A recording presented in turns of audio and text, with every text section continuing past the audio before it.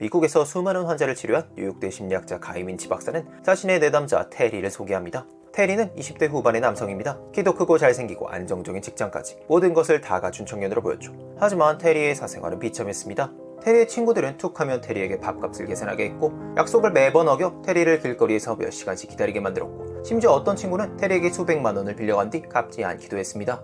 테리가 여성에게 말이라도 걸어보려고 하면 친구들은 대화에 끼어들어 농담삼아 테리를 깎아내리기 일쑤였고, 어떤 친구는 테리가 마음에 든 여성에게 대놓고 집적거리기도 했습니다. 하지만 친구의 방해가 없어도 테리는 연애를 시작하는 걸 어려워했고, 사귀더라도 관계가 몇 주를 넘기지 못했습니다. 테리의 문제는 대체 뭐였을까요? 매력적인 여성이 테리에게 다가옵니다. 테리, 당신은 참 좋은 사람 같아요. 평범한 사람들은 기분이 좋아 기가 빨개질 말이지만 테리는 이렇게 생각합니다. 나를 전혀 모르고 하는 말이구나. 내가 얼마나 엉망진창으로 망가진 사람인데. 테리는 곧 자신이 얼마나 엉망인지 상대에게 행동으로 보여줍니다. 그렇게 연애는 늘 재빨리 막을 내렸고요. 결국 테리의 가장 큰 문제는 극도로 낮은 자존감입니다. 하지만 자존감에 대해 흔히 오해하는 게 있죠. 자존감이 높을수록 좋다는 생각입니다. 하지만 심리학 연구들의 이야기는 다릅니다. 자존감이 너무 높은 사람들은 자신의 실수로 벌어진 일도 다른 사람을 탓하고 부정적인 피드백을 받아도 믿지 않으려 합니다. 그렇다면 이상적인 자존감은 어느 수준일까요? 연구자들은 자존감에 관한 한 평균이 최선이라고 말합니다. 평균적인 자존감을 가진 사람들은 자신의 강점과 약점을 현실적으로 평가하고 타인이 나를 어떻게 생각하는지도 정확히 파악하며 심리적으로도 가장 건강한 범주에 포함되었습니다. 사실 자기도취적인 사람들의 경우 크게 문제될 건 없어요. 그들의 비대한 자존감은 현실에 부딪히면 조금씩 깎여나가니까요.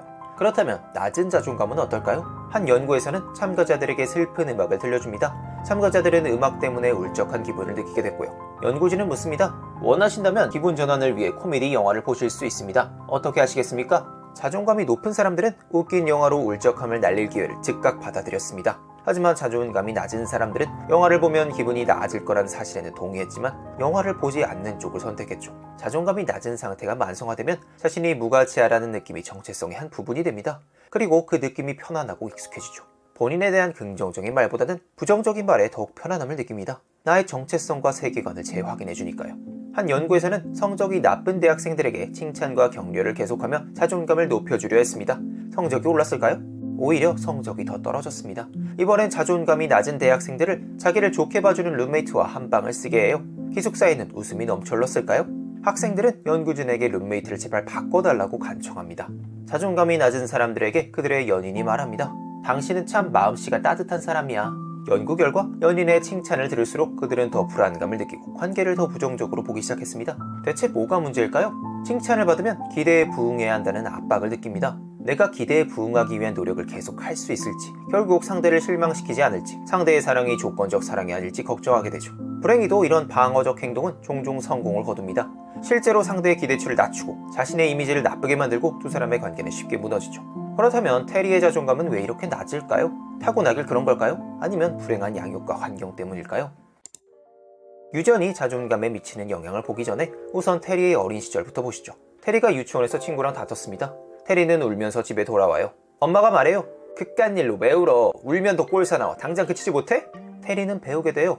아, 내 감정은 귀찮고 틀린 거구나. 테리의 아빠는 기분이 좋을 땐 우리 테리가 제일 똑똑하지 이렇게 과하게 치켜세우지만 기분이 나쁠 땐 같은 행동에도 이렇게 호통칩니다. 넌 왜 이것밖에 못하냐? 테리는 느껴요. 내가 어떻게 해도 안정적으로 사랑받을 수 없구나. 아빠는 늘 비교합니다. 옆집 웬디는 100점이라는데 너는 뭐가 문제냐? 테리는 이런 믿음을 갖게 돼요. 공부를 못하면 사랑받을 자격이 없구나. 테리가 엄마에게 안기고 싶어 다가가면 엄마 덥다. 지금 엄마 바쁜 거 안 보여?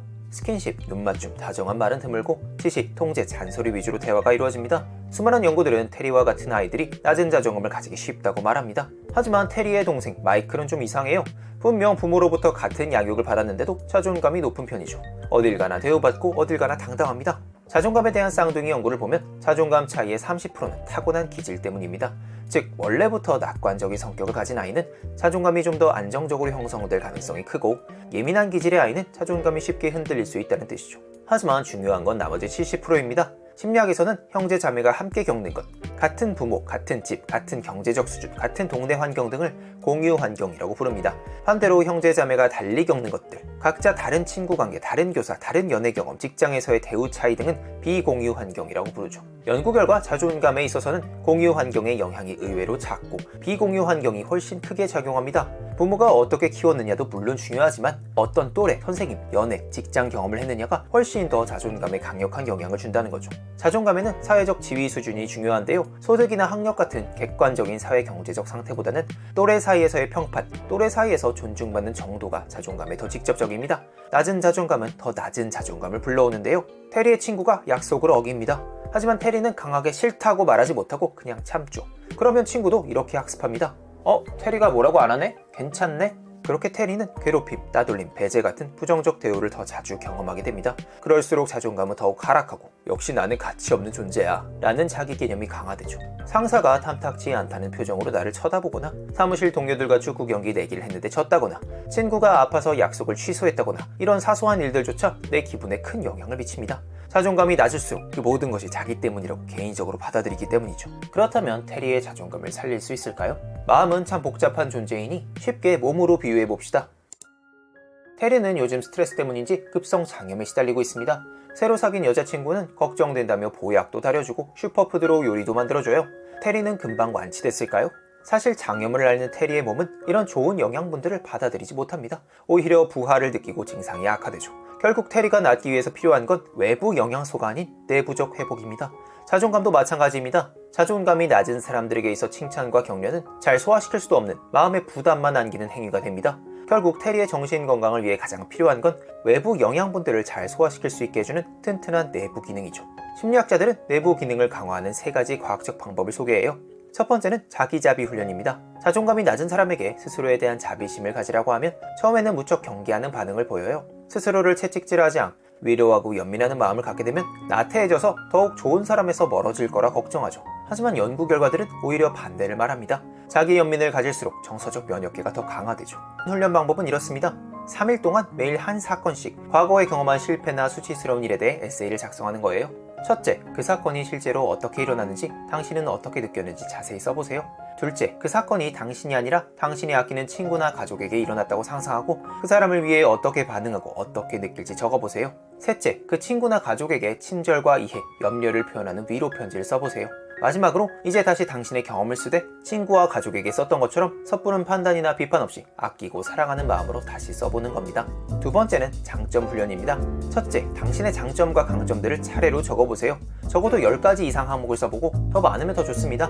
둘째, 만약 부정적이거나 비판적이거나 냉소적인 생각이 떠오르면 그건 별도 종이에 적으세요. 셋째, 첫 번째 종이에서 특별히 의미 있는 장점을 하나 골라서 짧은 에세이를 써보세요.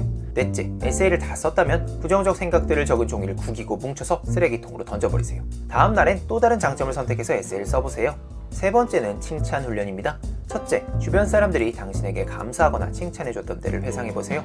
둘째, 감사와 칭찬을 불러온 내 성격이나 행동이 당신에게 어떤 의미가 있는지 써보세요.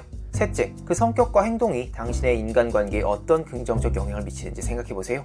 이 3가지 방법의 핵심은 자기 비판적인 습관과 부정적인 자기인식을 내면에서부터 고쳐나가는 겁니다. 우리는 집에 반창고와 연고, 진통제가 가득한 약장을 갖춰놓고 삽니다. 신체가 다쳤을 때를 대비해서 말이죠. 하지만 마음이 다쳤을 때는 어떤가요? 맨해튼에서 수많은 환자를 치료한 전문 심리치료사 가이빈치 박사는 이렇게 말합니다. 우리는 신체적 상처만큼이나 심리적 상처를 자주 입는다고요.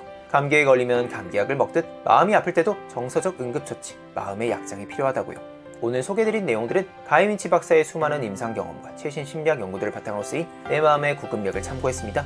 전문가를 찾기에는 증상이 경미한 것 같지만 더 이상 방치해서는 안 될 것 같은 그런 심리적 문제를 겪는 모든 분들께 추천드리고 싶은 책이었습니다. 오늘도 끝까지 들어주셔서 감사합니다.